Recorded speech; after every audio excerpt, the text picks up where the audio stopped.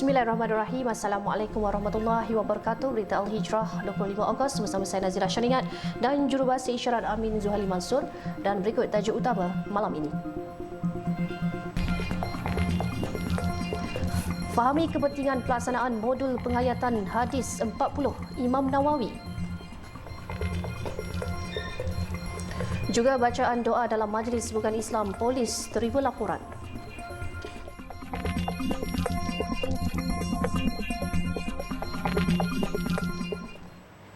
Pelaksanaan modul penghayatan hadis 40 Imam Nawawi di sekolah seluruh negara adalah berkait secara langsung dengan kestabilan, kesejahteraan dan keharmonian masyarakat berbilang kaum dan agama pada masa depan.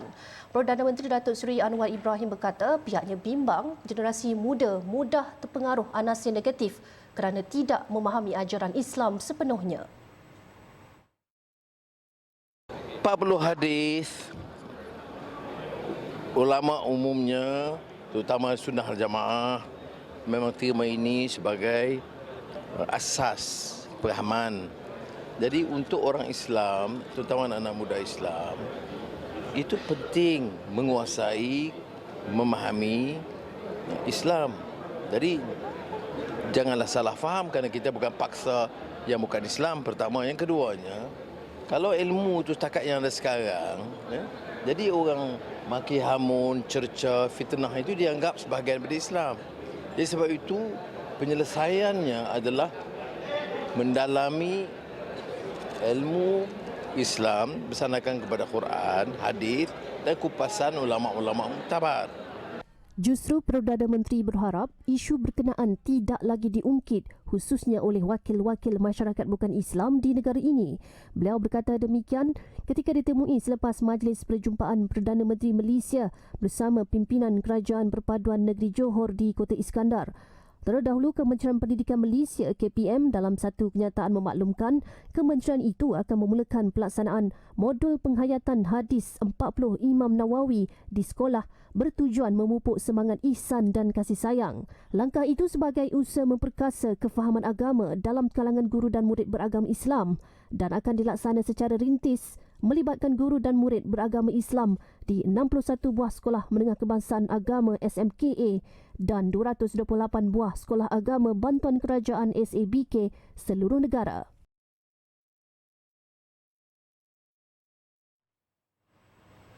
Segala penyaluran bantuan kerajaan kepada rakyat tidak boleh disalurkan atas nama dan lambang parti politik. Sebaliknya perlu disalurkan atas nama kerajaan. Perdana Menteri Datuk Seri Anwar Ibrahim menegaskan semua pihak perlu mematuhi etika berkempen dan menghormati peraturan yang ditetapkan Suruhanjaya Pilihan Raya SPR sepanjang tempoh berkempen Pilihan Raya Kecil PRK Parlimen Pulai dan Dewan Undangan Negeri Dun Simpang Jeram. Lambang parti tidak boleh digunakan. Ini telah diamalkan oleh Perikatan Nasional dulu dan saya percaya ada juga satu dua yang berlaku dalam kerajaan perpaduan dan arahan kita ini tidak boleh. Bantuan kerajaan harus disalur atas nama kerajaan. Beliau berkata demikian ketika ditemui media selepas kenduri rakyat dan menyampaikan bantuan bakur rahmah di dataran Taman Dahlia Kempas Johor. Terdahulu Datuk Seri Anwar dalam ucapannya berkata, usaha bekas Menteri KPDN Allahyarham Datuk Seri Salahuddin Ayub yang memperkenalkan inisiatif Payung Rahmah nyata dapat membantu meringankan beban rakyat. Beliau turut berharap figura itu dijadikan contoh ahli politik lain yang sentiasa memikirkan penyelesaian masalah rakyat dalam pentadbiran kerajaan.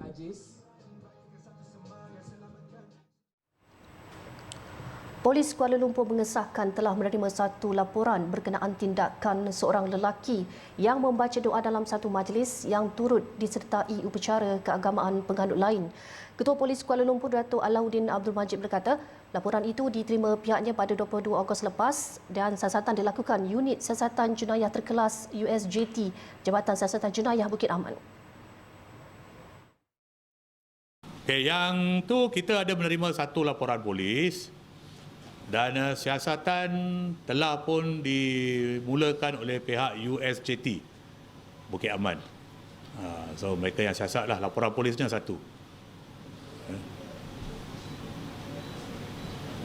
Ya. Laporan ni dibuat oleh seorang. Saya tak ada dia punya detail kat sini lah. Tapi satu report polis lah. Satu report polis. Kejap ya. Report polis dibuat pada 22 Ogos. Beliau berkata masyarakat dinasihat agar tidak membuat sebarang andaian mengenai kes terbabit. Sebaliknya, periksa dahulu sebelum membuat keputusan untuk menularkannya. Terdahulu, media melaporkan Jabatan Agama Islam Wilayah Persekutuan Jawi akan melakukan siasatan lanjut berhubung isu terbabit bagi memastikan amalan itu tidak mengandungi unsur menyalahi pandangan hukum atau fatwa.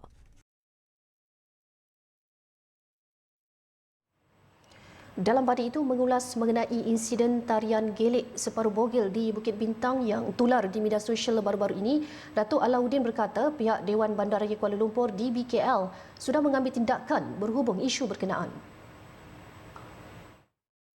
Isu viral di Bukit Bintang yang menari itu. Okey, yang tu tindakan terlapor diambil oleh pihak Dewan Bandaraya Kuala Lumpur lah. So saya rasa kita pun terlapor ditutup ya. Premis tu oleh DBKL. Okey. Tu aja ya. Tak ada apa. Sebelum ini, satu rakaman video memaparkan beberapa wanita menari tarian gelik dengan pakaian menjolok mata di Bukit Bintang tular di media sosial Facebook. Perbuatan itu mencetus kemarahan orang ramai yang meminta pihak berkuasa segera menyiasat dan mengambil tindakan. Penganjur konsert Podfest 2023 mohon maaf. Ia berhubung tindakan segelintir penonton yang melakukan aksi tarian ekstrim di dataran Ipoh yang tular di media sosial baru-baru ini. Pengurus Besar POD Nurhani Muhammad Khairuddin berkata pihaknya memohon maaf kepada semua pihak berhubung insiden itu seperti yang tular di media sosial dan menerima kritikan daripada warganet. Nurhani berkata aksi tarian ekstrim itu berlaku ketika sebuah kumpulan iaitu UBS Band mengadakan persembahan. Tambahnya, kaedah untuk penganjuran konsert seterusnya sedang dikaji agar peristiwa sebegini dapat dielakkan pada masa hadapan.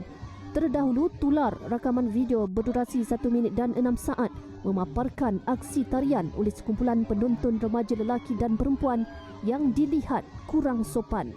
Mengulas lanjut, Nurhani berkata Podfest 2023 yang berlangsung 2 hari pada hujung minggu lalu merupakan sebuah festival untuk mengetengahkan pelbagai sisi seni kreatif dan budaya. Tujuan utama penganjurannya adalah untuk memberi pendedahan serta peluang perniagaan kepada lebih daripada 300 orang penggiat seni di sekitar Perak.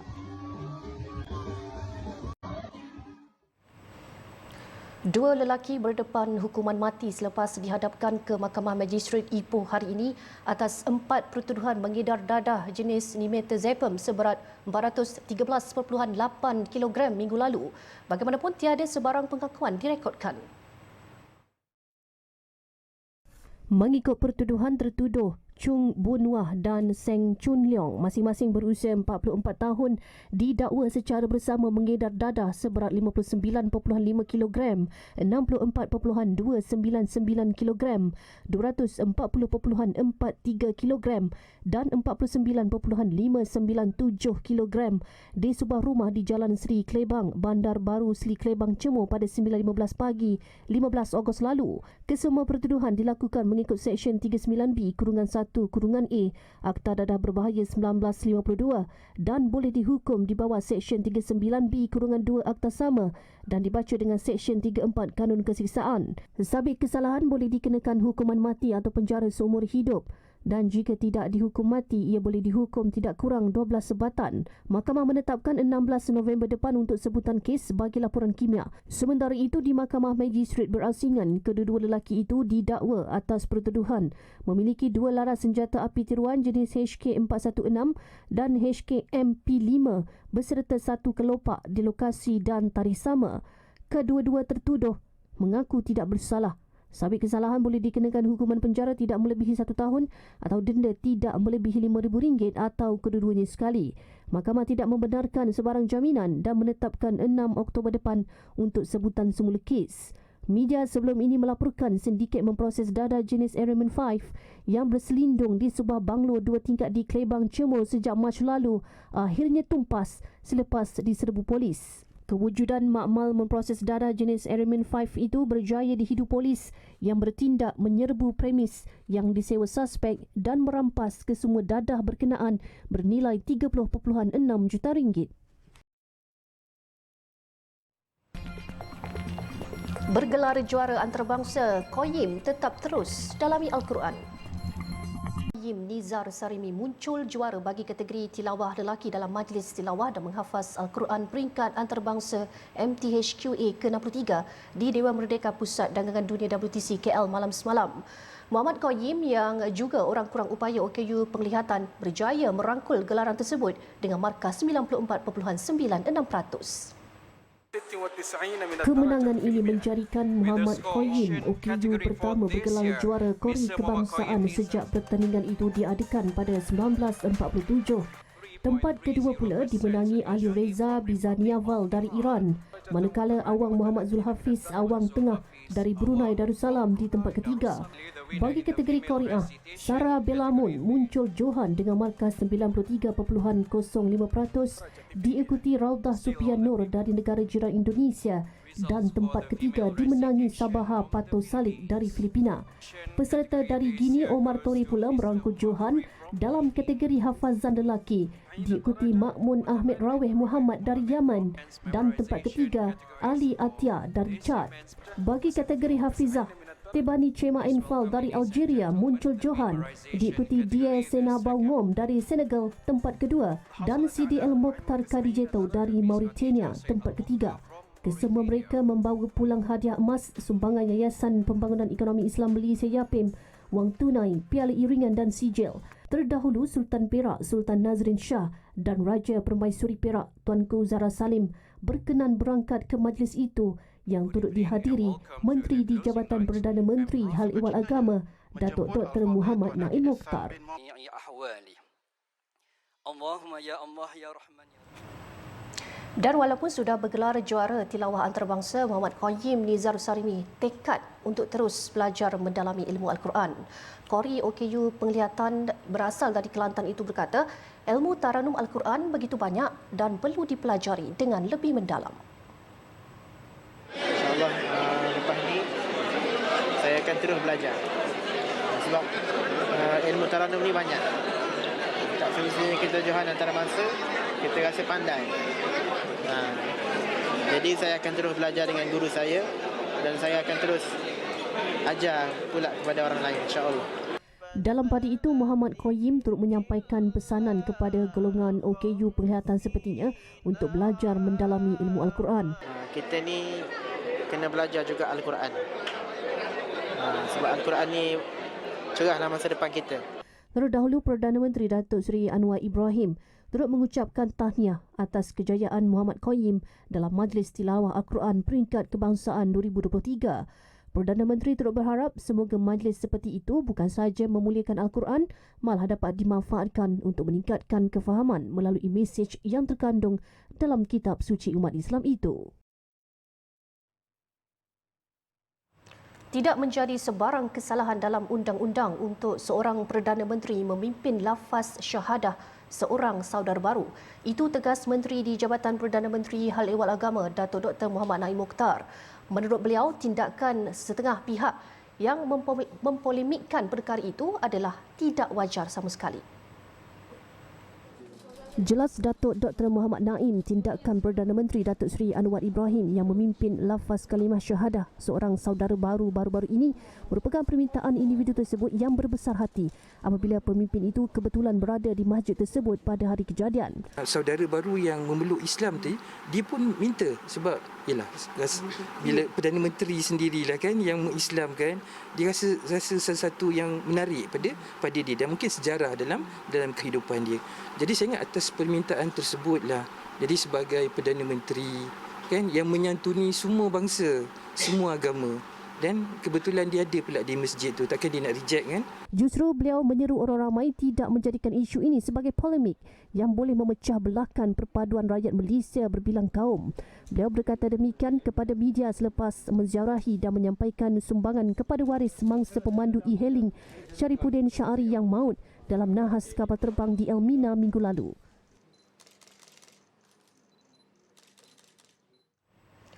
Pahang menjadi destinasi pertama bagi kempen solidariti sejuta Al-Quran Wakaf Sejagat.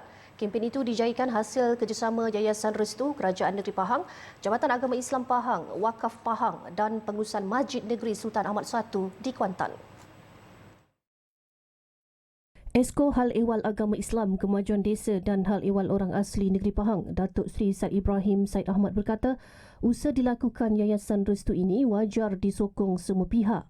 Beliau turut berharap usaha Yayasan Restu itu menerima sokongan daripada semua agensi dan jabatan kerajaan negeri. Menurutnya, jumlah infak bagi program itu adalah bergantung kepada kemampuan masing-masing. Harap rakyat negeri Pahang, NGO di negeri Pahang, agensi-agensi kerajaan negeri Pahang, kita ada Yayasan Pahang, kita ada LKPP, kita ada PKMP, kita ada PASDEP, kita ada ASPA, kita ada macam-macam di negeri Pahang ni. Hayuh, kita sokong semurni ni. Apa namanya, kita ada jabatan-jabatan kerajaan, bukannya banyak sangat, ikut kita punya kemampuan masing-masing. Kita beri itu, dia akan menjadi teduh pada kita nanti. Dunia kita, barzakh kita, akhirat kita. Kempen yang berjalan selama 2 tahun itu dimulakan dengan fasa pertama yang menyasarkan 500,000 naskah Al-Quran dicetak dalam pelbagai bahasa. Setakat ini, Yayasan Restu sudah menghasilkan terjemahan Al-Quran kepada lebih 10 bahasa, antaranya bahasa Sweden, Inggeris, Sepanyol Latin, Mandarin, Khmer, Perancis, Tamil, Tagalog dan Hindi.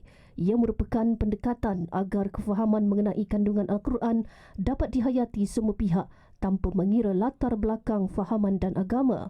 Pengedaran Al-Quran fasa pertama yang telah diinfak orang ramai dijadual akan disempurnakan Perdana Menteri Datuk Seri Anwar Ibrahim 16 September ini. Wakaf Al-Quran dengan hanya RM38 senaskah boleh disalurkan ke akaun Bank Islam Yayasan Wakaf Malaysia bernombor 1601 80 100 19680.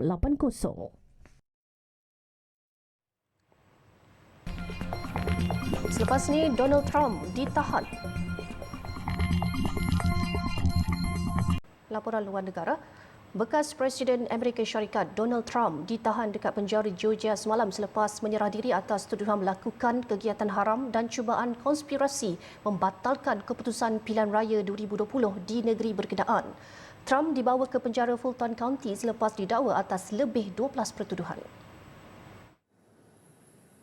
Kes jenayah itu merupakan yang keempat melibatkan Trump tahun ini, termasuk dakwaan rasuah, penyimpanan dokumen sulit negara secara haram dan penglibatan dalam serangan maut ke atas Kapitol Amerika. Proses pendakwaan dijangka berjalan lancar kerana Trump dan peguamnya dilaporkan sudah membuat rundingan perjanjian bond. Peguam daerah Fulton, Fanny Willis, menetapkan sehingga tengah hari ini untuk Trump dan 18 lagi individu yang turut terlibat dalam kes itu tampil menyerah diri. Setakat ini, Trump dan 11 yang lain sudah menyerah diri, manakala bekas Ketua Kaki Tangan White House, Mark Meadows, yang menyerah diri semalam sudah dibebaskan dengan bond $100,000 Amerika. Sementara itu, foto Trump mula tersebar dan dikongsi pengkritik dan penyokong di seluruh dunia. Ia menunjukkan wajah Trump yang terkenal dengan reaksi merengus.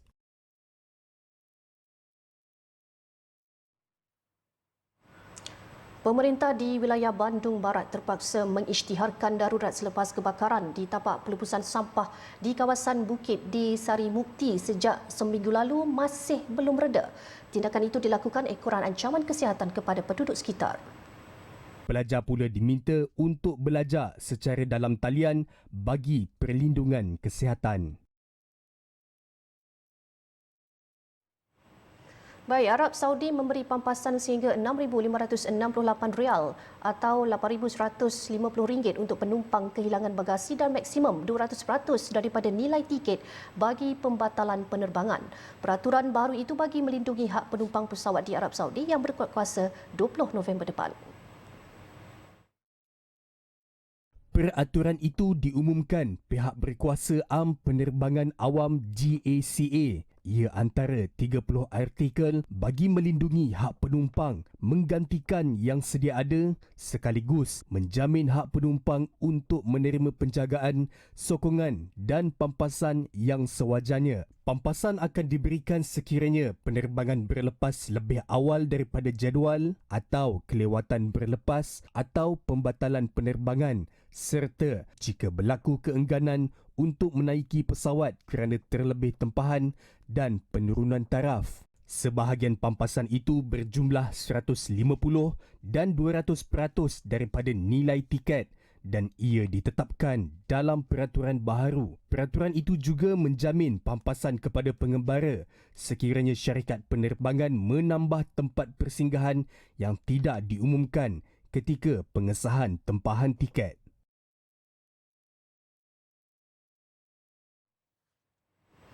Penghantaran pulang dua anak panda gergasi liang-liang iaitu Yi Yi dan Sheng Yi ke China pada 29 Ogos ini dilaksanakan sebagai mematuhi perjanjian projek kerjasama antarabangsa konservasi giant panda antara Malaysia dan China. Cadangan penghantaran Yi Yi sebelum ini tertangguh disebabkan penutupan pintu masuk ke China akibat penularan pandemik COVID-19. Liang Liang dan pasangannya Xing Xing dipinjamkan oleh China kepada Malaysia pada 21 Mei 2014 sempena sambutan ulang tahun ke-40 hubungan diplomatik antara Malaysia dan Republik itu. Tempoh pinjaman adalah selama 10 tahun bermula daripada tarikh ketibaan pasangan panda gergasi berkenaan di Malaysia dan melalui hasil kejayaan konservasi ex situ Malaysia. Panda gergasi Liang Liang telah melahirkan 3 anak betina iaitu Nuan Nuan, Yi Yi dan Sheng Yi. Anak panda gergasi pertama Nuan Nuan telah dihantar pulang ke China pada tahun 2017. Manakala Yi Yi dan Sheng Yi akan dihantar pulang pada 29 Ogos ini.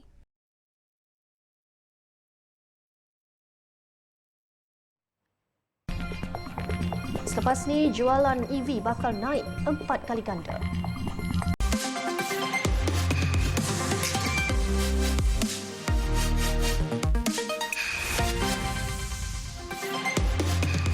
Laporan BA Niaga, jualan kenderaan elektrik EV Malaysia diunjur akan meningkat 4 kali ganda pada 2023 walaupun kadar penebusan EV hanya pada 1.8%.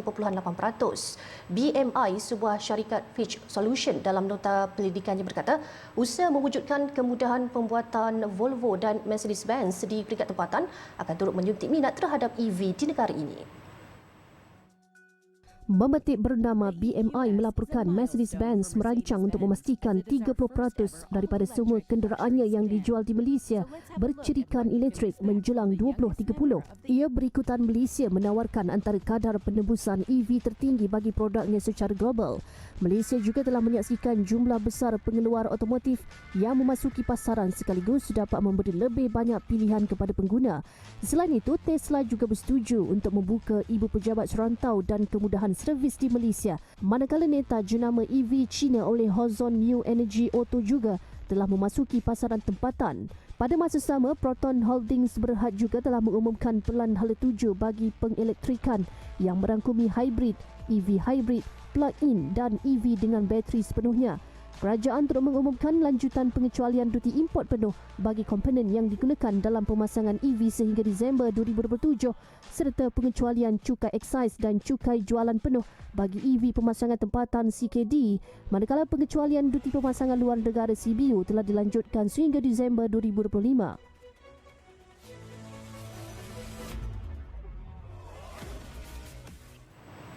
Sekian untuk malam ini. Saya Nazira Syariat dan Jurubahasa Isyarat Amin Zuhaili Mansur. Satukan ummah dengan ilmu bagi memperkasa Malaysia Madani. Assalamualaikum dan selamat malam.